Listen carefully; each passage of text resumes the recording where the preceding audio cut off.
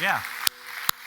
Maybe we can just appreciate the musical selection from a 20-year-old. I mean, I can get on board with that right there. So that's just so good. I got to be here for about half of that this Wednesday night. Dan and his team did a really awesome job of putting all that together, and all of the leaders are just amazing. There was a whole bunch of parents here who jumped in as part of that. And the students that we have who are a part of Chaos, that student ministry, are really a part of our church. So I never want you to forget that. And where else, I was here, they were running everywhere and all throughout the building on Wednesday, and I leave and I go, man, where else would you rather have a bunch of teenagers just ransacking your building and running all over your property than right here, where we get the opportunity to have influence over them. So just as your pastor or one of the pastors to you, if you are a parent whose kid is involved, thank you for making that a priority. If you are a parent who is forcing your kids to be involved, thank you for doing your part to make that happen. You're the parent. If you are a student who is involved, thank you for inviting your friends to come and be a part of it as well. And then just for the rest of us, if you practice, as Dan said, generosity here at our church, thanks for investing in this generation who are serving all throughout our building during this service and the next service, but in the years to come are going to be leading churches like this one. So thank you all for making an investment there. And that's really the note that we left off on last week, where we just asked this question: what is it that you are doing right now by faith that will be worth telling the next generation about, or that the next generation will actually be talking about? And I got to sit in on a couple of small groups this past week and kind of listen to some conversations, and it's really cool what's happening in groups. Those of you who are a part of it, we're forming relationships, we're inspiring each other to take next steps of faith, and there's a lot of different ways you could go with a question like that one that we ended with last week. One of them is to do what we're talking about right now and responding to during this season that we're calling Forward. And we have some big dreams. We have some really big goals that we're working towards and believing God for. Just to bring you all up to speed and to keep it in front of you collectively, right? We're looking to pull together $4 million over the next 2 years so we can service our current ministries, provide an opportunity for us to expand what we're doing, to construct a facility that will truly be for our community, that has a ministry side and then a sports side. And you can read all about that either on our website, christchurchcamden.com. There's an enormous tab there that says Forward that will take you to a page where you can find all kinds of info, or you can read about it in a brochure like this one that you can get in the lobby at the Forward Hub, and it will explain all those kinds of things. So if you're just kind of joining us today, welcome. There's a ton of people who are out for the long holiday weekend. Thank you guys for joining us online. But what we're doing really is we're running parallel paths, so to speak. And so Forward is the name of the initiative that we're talking about, the season that we're in as a church, but Forward is the name of this teaching series that we're immersed in, and we're journeying through the story of Joshua, right? Old Testament leader Joshua, as he leads a whole nation of people, the Hebrew people, from slavery and wandering right into the promised land and the future that God has already guaranteed them. So they got the promises long in advance before they got the plans on how it was going to work. And today we're going to hit a new phase. Joshua chapter 6 and Joshua chapter 7. The notes are available on your program or on the screen as we jump back into this week. 2 notes before we go forward, okay? Every Wednesday at 1:30, I have been getting on our Facebook page to do a live, and it's about 15 minutes long, and I've just been answering some very simple questions that I hear coming up. So if you're like, hey, I could spare a few minutes, Wednesday, 1:30, that's happening, some important stuff. This last week, we talked about how do you actually fill out the commitment card, okay? And we walked through that. Or why soccer? Or why pickleball? Or we talked about the advanced commitment event. So number 1 is Wednesday, 1:30, Facebook Live. 2 is advanced commitment event. That is on your program as well. You can actually follow that QR code to sign up for it. And I'm inviting absolutely everybody to come. It's next Sunday night at 5 p.m. So it happens here for worship, prayer. Those of you who want to lead the way and go first and say, hey, we'd like to make an early commitment because we think God would like us to kind of set the pace for other people, that will happen here, 5 p.m. in this room. It's going to be less than an hour, family friendly. Come here. I think it'll be memorable as we kind of mark this moment for us. And then outside, your kids will you'll be able to buy food off of a truck, which seems exciting for some people, and your kids can play on inflatables, and we'll do that. So, but I need you to sign up for that. My goal is that we would fill this room, okay, of people who say, hey, I would love to get on that and do that early, because 2 weeks from today, I'm going to ask everyone to submit a commitment. And here's why. Because it's going to take all of us. Okay? And if everybody does something, that's the kind of the goal we've been talking about, I think we could actually reach that. So Joshua chapter 6 and 7, if you've been with us, if you haven't been with us, God's been pumping Joshua up with a lot of strength and courage and faith, and you have God's promises and his presence and his provision. And today we're going to look at an instance actually that goes the other direction, which is distrust and discontentment. And of all things, it is directly tied to money, okay? Now, you don't have to get uncomfortable. It's going to be an all play today. But how many of you know this, that nothing will actually test your faith and trust in God more than money? And then on the other side of that, nothing will actually help you learn to trust God more than how you handle it. And we're going to look at this instance after the Israelites have crossed the Jordan River, and we come to Joshua chapter 6, and they're up against the first enemy that kind of stands in their way of entering the promised land, and it's a city called Jericho. If you grew up in church like I did, you went to Sunday school, it was an interesting thing to put on a flannel board, because how do we march these people? I mean, that's the instructions, right? You need to take these people, march them around the entire city of Jericho once every single day. Jericho, this really fortified, walled city, very protected, skilled fighters, and then the Israelites, okay, untrained people who really probably don't have very many weapons, unarmed slaves. And here's the instructions. They're very specific, okay? We're going to march around the city once every single day for 6 days, and then on the 7th day, you need to march around this thing 7 times, and then blow some trumpets, and then when Joshua says, hey, it's time to shout, then everybody just give it your very best shout, okay? And I don't know if this happened like the way that I ask you all to respond sometimes, you know what I mean? It's like, hey, would you all say this word with me? And then like half of you say it, and half of you say it weakly, and then I try it again. I don't know if Joshua says, shout, and then he goes, okay, let's try that again. I don't know how that worked, okay?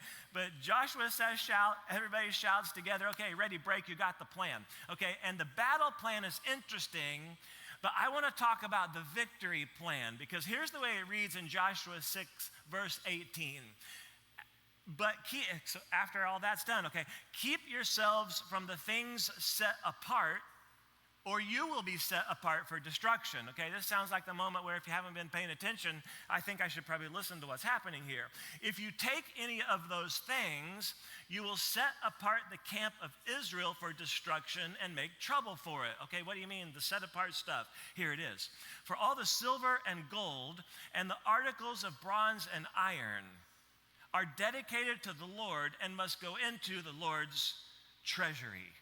Okay, now the Lord's treasury, that's kind of an interesting thing to understand, but there's this place in the temple that will eventually be built, okay, where we go to worship God. There was a treasury there. That comes later. You have a tabernacle, which is kind of a portable church, so to speak. That doesn't seem to be what they're setting up here. So there must be some designated spot back in the camp for this. also known as the Storehouse, okay? This is a place that held a lot of different things. In the future, it's going to hold grain and crops and things that we give to the community. But this is where they put their tithes and their offerings, okay? We actually put money in this place. So go on and read the next verse, down to 24. So they burned the city, okay? The walls have fallen down. We've got a victory. They burned the city and everything in it. That's what God told them to do. But they put the silver and the gold and the articles of bronze and iron into the treasury of the Lord's house. Okay, that's great. Done, over with. What's next? Well, what's next is a really small enemy, okay, just down the road. A nuisance, really, is what they are. And so Joshua says, okay, this is going to be an easy one. We're going to send a really small group up there. We're going to take over that city, and then we'll move on. And he sends a small team that gets surprisingly routed by an even smaller team. And they come back, and everyone's discouraged, and Joshua's questioning God, and he's whining, God, what happened here? And you turn the page to Joshua chapter 7, verse 10, it says this. So the Lord spoke to Joshua, stand up, okay? Why are you falling face down? Israel has sinned. They've violated my covenant that I appointed for them. They've taken, okay, they didn't do the thing I asked them to do. They've taken some of what was set apart. They've stolen, deceived, and put those things with their own belongings. Okay, so now there's a plan. Now we need to find out who did this, all right? We got to call this person out. And so we're going to identify the offender, and they flush out a man by the name of Achan, okay? This is not the way you want to appear in the Bible, but this is what happens, okay? So Achan gets identified, and in verse 20, here's what it says. Achan tells Joshua, it's true. I've sinned against the Lord, the God of Israel, and this is what I did. When I saw among the spoils a beautiful cloak from Babylon, must have been amazing, 5 pounds of silver and a bar of gold weighing 1.25 pounds, I coveted them and I took them. You can see for yourself, they're concealed in the ground inside my tent with the silver under the cloak. He's like, I saw some stuff and I decided to take it for myself and I hid it under my tent and I didn't think you guys would ever find out. Now, this is what's interesting to me, right? Because God has been providing for absolutely everything that Achan needs, actually the entire nation of Israel needs for years, right? Every day they wake up, they got food. They have no needs whatsoever, and his discontent is actually going to prevent everyone else from going forward. If you were to read the rest of this story, you'll come to find out that God actually kills him, and you say, okay, well, that sounds extreme. It was a tough time back then. What's the real reason for that? And I think we can come up with a few things that maybe Achan did that, okay, let's not do that, and here's some reasons behind why he was discontent. But I think at the end, it actually boils down to this statement right here. Israel's sin, okay, and God takes the sin of one man and he applies it to the entire nation, okay? Israel's sin was to take what was God's and try to make it theirs. It's what Achan's sin was. I'm going to take what belongs to God and I'm going to act as if or try to make it mine. And when we take what is God's and we try to take it and make it ours, we're actually putting our trust in God's resources rather than in God himself. Now, I want to use this episode in the story as a springboard, okay, for our remaining time here. And I want to give you 2 truths, and then we're going to walk out with a challenge, okay? 2 truths and a challenge. Anything, I guess you would say, anything that you would say is yours or it's mine, by the way, it comes from God, because everything is his. That's truth number 1, okay? Everything belongs to God. Truth number 1.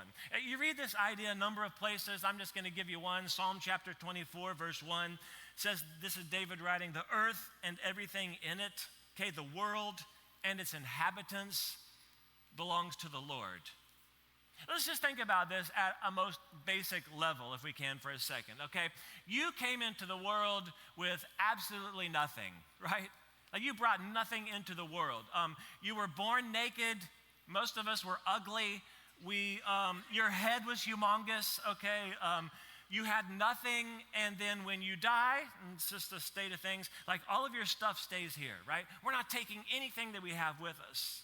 we're for all practical purposes borrowing for our entire lifetime, right? Everything you have, you and your life and my life, everything is on loan.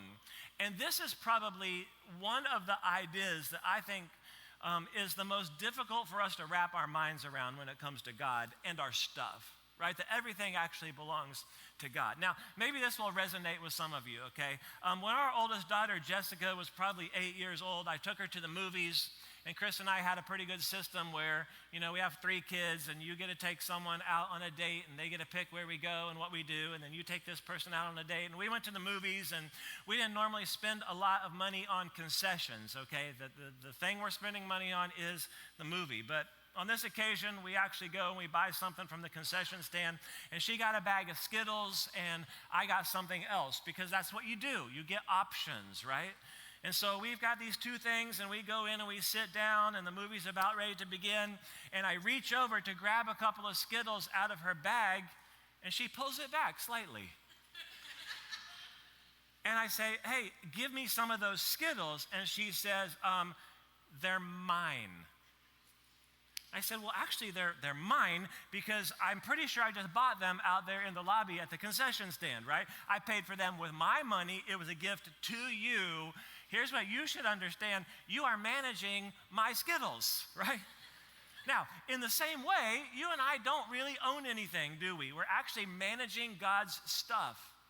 And managers do their very best, right, to spend and to save, to invest, and to give in a way that reflects the desires of the owner.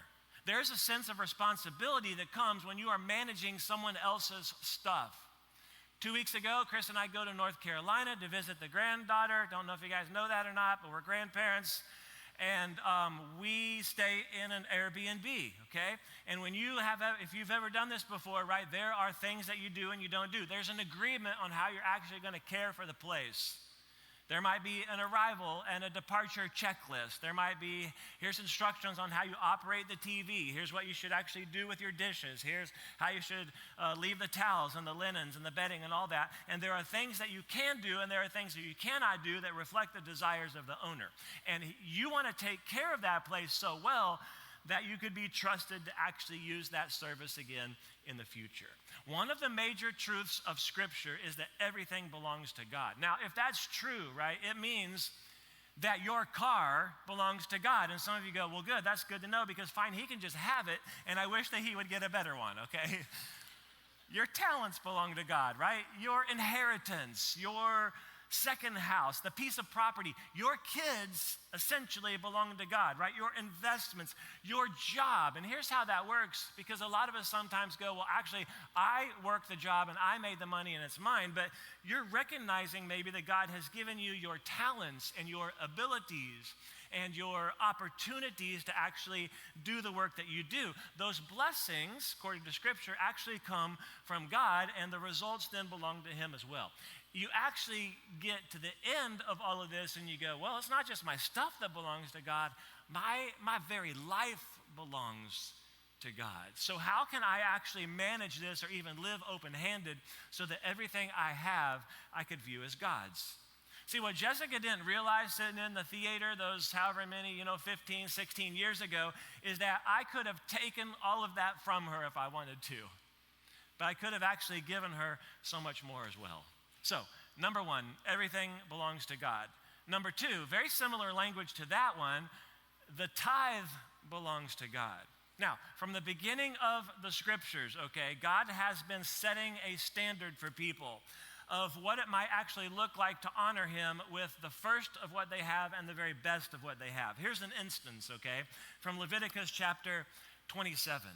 It says this: every tenth of the land's produce, so that could be grain from the soil or fruit from the trees, and here's our phrase, belongs to the Lord. It's holy to the Lord.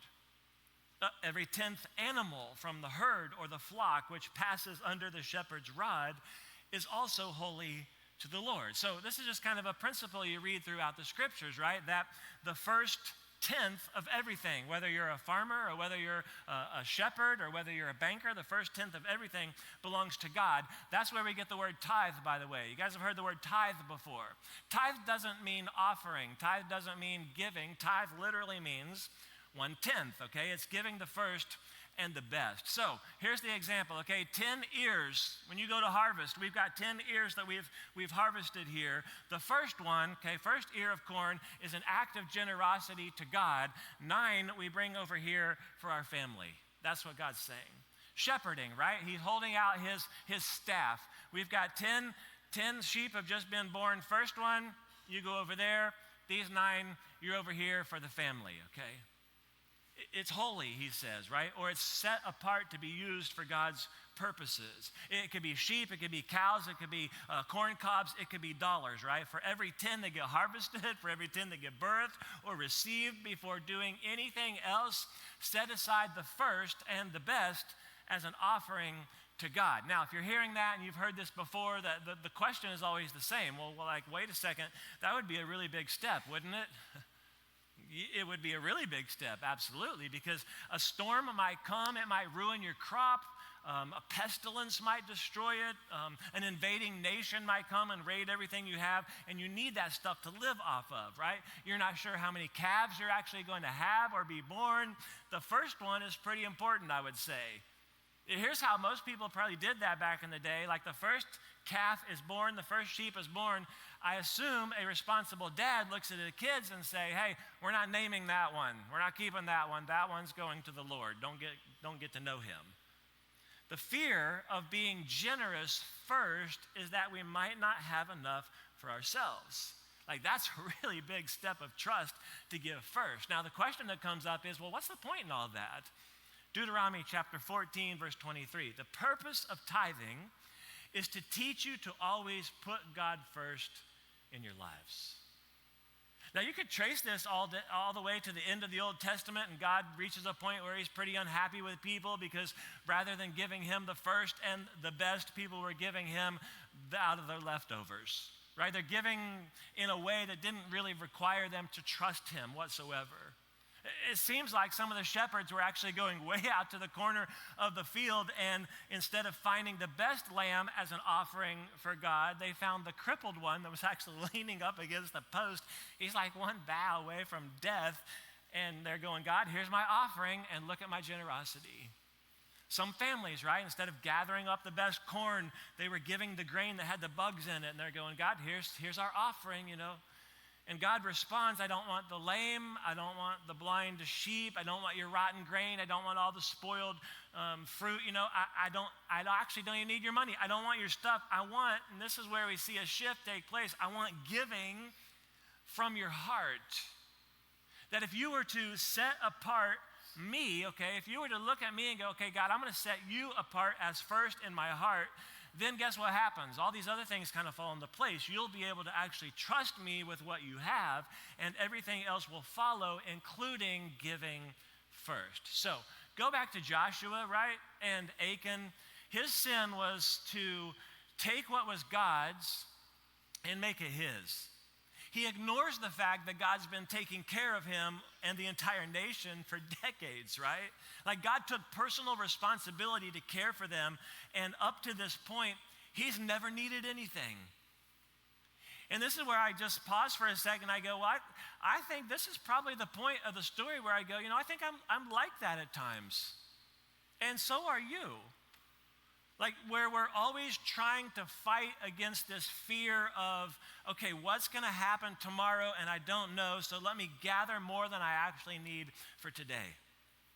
There's this constant battle, and I think most all of us probably feel it, right? To gather, to protect, to hold on to get our arms around this stuff and go, okay, this is mine, at the expense of realizing that mine is really God's. Hey, money, by the way, let's be honest. Money is a great thing to trust when you have bills. Anybody? You're like, man, I trust it, and it gets done, and it's going there, and they told me it was taken care of. Awesome. It's a great thing to trust when you're going on vacation. It is a great thing to trust when you're thinking about retirement. Money can provide, right? It can make you feel secure. It can help you overcome challenges. Money can even help you manipulate people to do the things that you want them to do. But maybe you have noticed, okay, that when it's all working and when there's enough, there is this tug of war on what I have versus what I need God for. Money can actually become a very appealing alternative to not trusting God. Right? Because should we fear, right, losing it, or it stops working for us, or it seems like there's just not enough, we tend to get anxious, maybe even a little fearful, and a whole lot of stress. And now this thing that we actually trusted in is in control and is calling the shots. And what it's doing over here is it's keeping me from trusting God. With all of that set up, here's the challenging question for the day, okay? Is there a step of faith I can take in my generosity that can teach me to trust God more? Okay, is there a step of faith I can take in my generosity that can teach me to trust God more? Okay, number one, from the beginning that God has been establishing is this truth, right? Everything belongs to Him. Number two is a way that God is teaching us to trust Him, which says the tithe belongs to Him. When you get into most of the New Testament, okay, we're digging deeper into the motivation and the stressor there that our heart belongs to God. So listen to this passage and then we'll do some work. Each person should do as he has decided. Could we do like an all shout together? Can you read that phrase right there? Each person should do as he has decided. Okay, the walls probably would not have fallen down there, but we would give it another shot, okay? Not reluctantly or out of compulsion, since God loves a cheerful giver, okay? Number one, you need to start with making a decision. Okay, make a decision.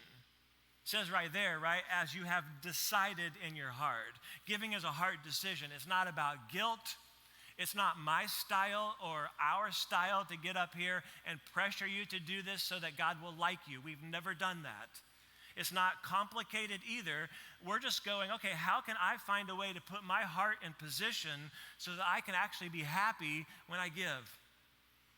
And so if you're a high school student, if you're a single adult, if you have a lot, if you don't have very much at all, if you're just getting started, it's the same. You make a decision, right? You decide in your heart. Doesn't matter who you are, doesn't matter how much you actually have, you decide in your heart. And the decision you're making is, I want to actually be generous. Because if you can do that much, the rest of how that happens will actually follow. One of the first times I faced that here as the pastor of this church was back at Christmas of 2018. And I'd been here for a couple of months, and things were a little lean financially around here. Just a small detail they forgot to tell me. But I knew that we needed to do something to make a difference in our community, and at the same time, that would maybe force us collectively to kind of take a step of faith. And so we went into Christmas of 2018. Some of you were here for that. And I said, you know what? Let's give all of the money away that we receive at Christmas, and let's try to meet as many needs as we possibly can in the community. And we allowed you to nominate people that you knew who had needs. And we were going to pay rents, and we helped people adopt, and we paid bills, and we did all kinds of crazy things. But whatever the offering was, we're going to do as much as we possibly can. And I don't know if you guys know what happened or not, but we actually gave twice as much as what we would normally give. And then I'm over here going, well, why couldn't we have done that last week when we needed it? And now we're going to give it all away, and we're not giving anything to the things that we need. And there was this tug of war that was taking place inside of me. And all I could do was go back to a few weeks before around Thanksgiving, where I said, you know what? We are going to make a decision to do this. And the how is going to follow. And it was amazing. I mean, week number 1 of this series, I put out a challenge to y'all to say, look, could you just make a commitment to make a commitment? That's it. Where you say, okay, I want to honor God. I want to grow in my trust in Him. Okay, I am deciding to take this step. That's number 1. 2, make a plan. Make a plan to set aside the first and the best of whatever you have for generosity. to make a plan to actually give first. You do realize that what God is teaching us right there are a number of things, but one of those is that if you give first, it's actually the only way to guarantee that you'll be generous. And I've been saying from day number one that our primary goal during all this stuff about Forward is that everyone does something. Okay, 100% participation. And I want to show you how everyone can take a step, all right? And I want to talk about some steps to finish all this stuff off. If you have one of these guides, just inside the very back page, there's a page right there that has kind of a 5-step, a ladder. They're really stair steps is what they are. And it's titled, What Can I Do?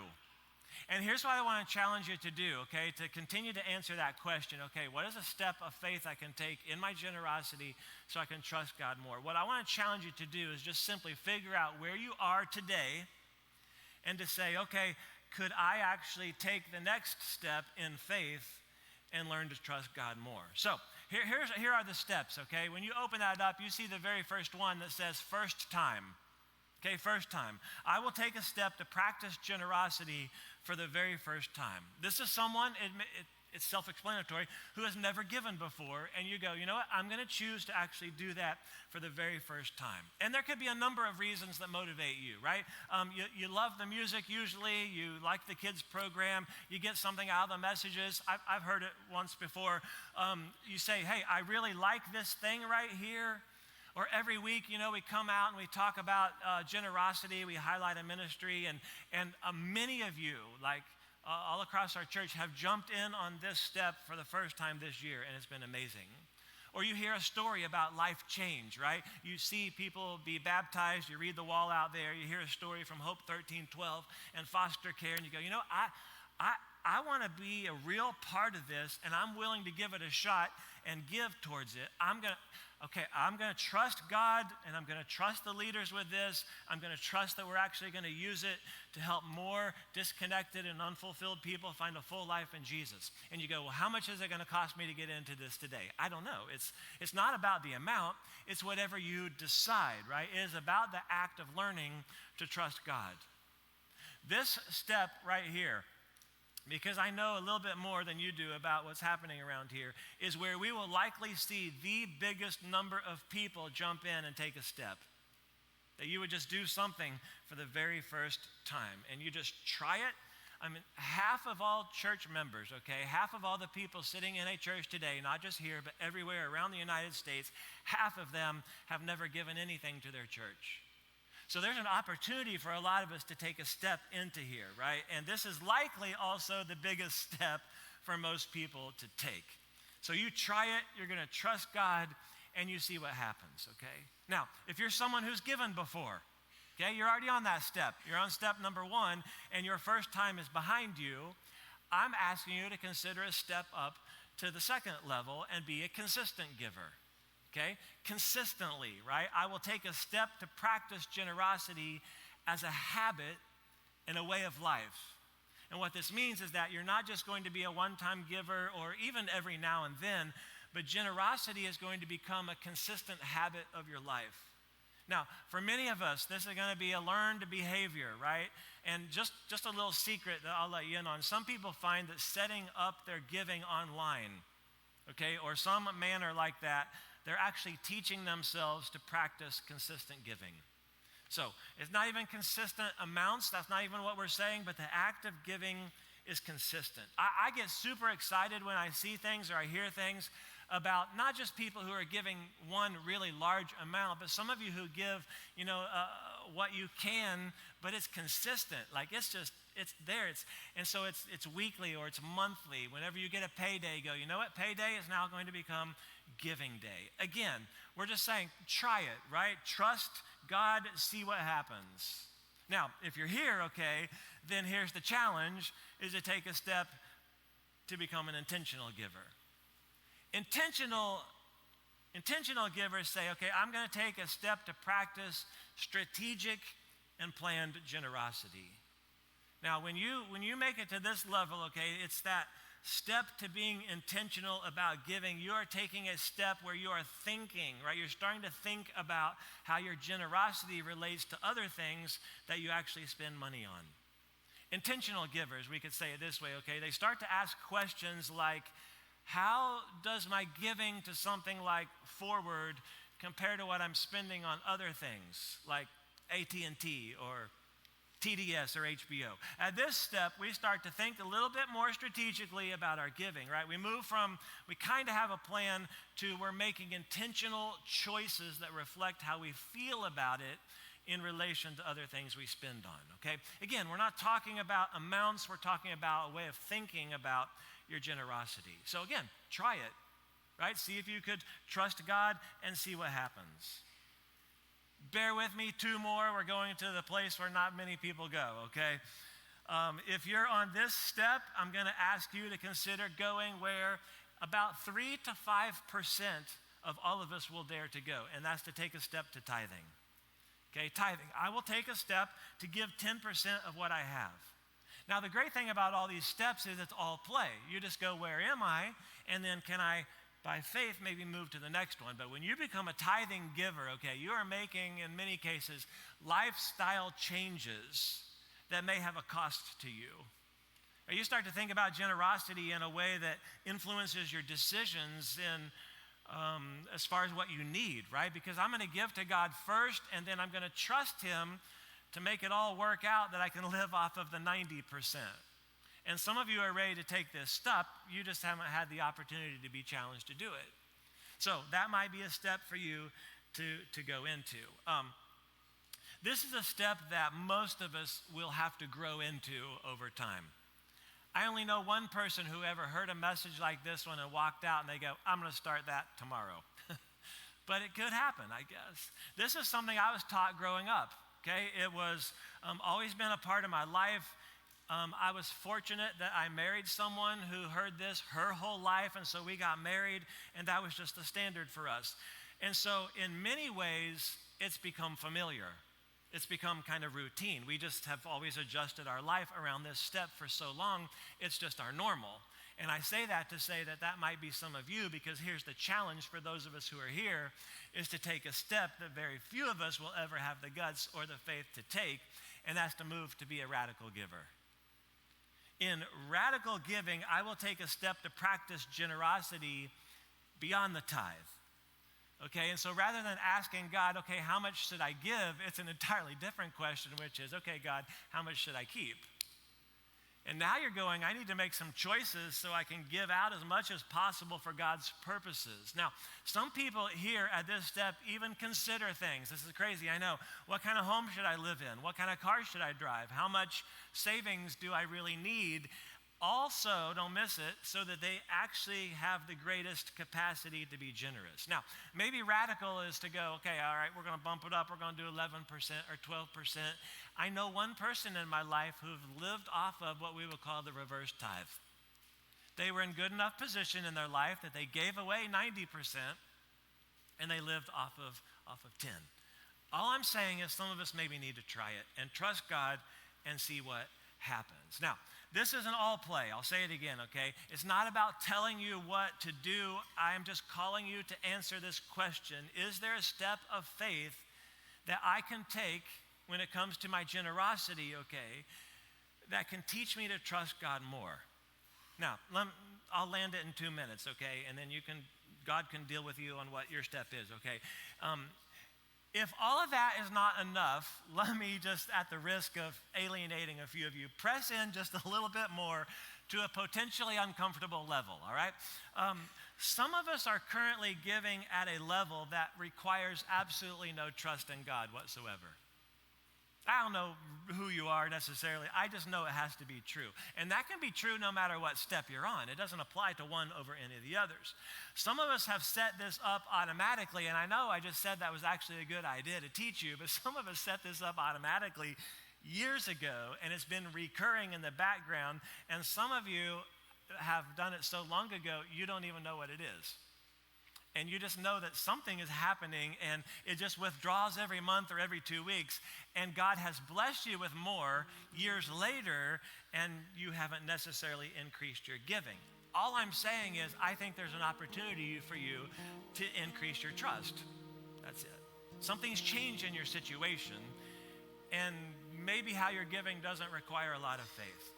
Now, some of us are pushing back right now, and you're going, I just don't know if I can do anything. Like, I don't know if I can do more right now, okay? Let me just put this in perspective for you. I'll finish, we'll pray, we'll sing, you'll go.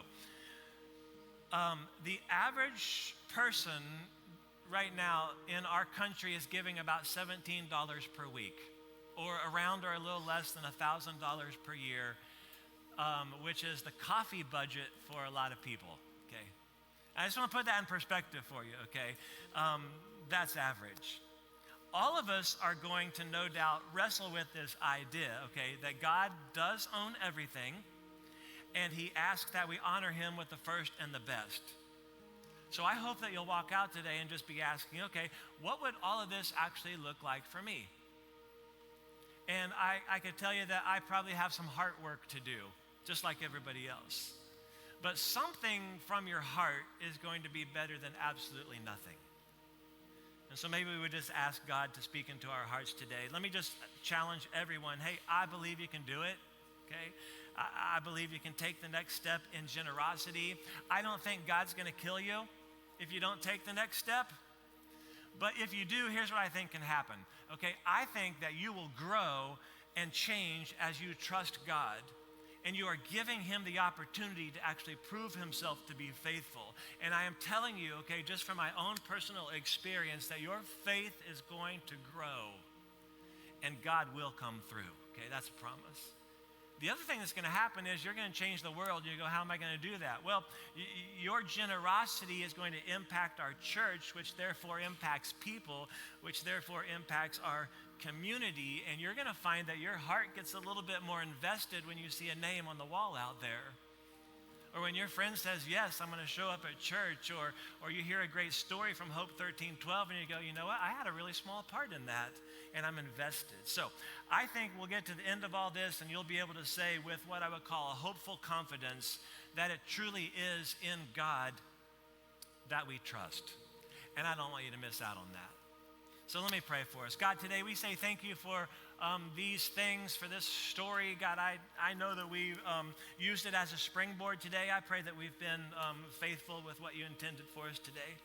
So God, I pray for all of us this morning, those of us who are thinking this is just too much, this is impossible, this can't be done. God, that you would just calm our hearts this morning, that you would speak to our anxiousness. God, you would just allow us to maybe just open up and say, okay, what would it look like to trust you more in this area? And then, God, give us the courage to take that step today, believing that you'll be faithful. And we pray all these things today in the name of Jesus. Amen.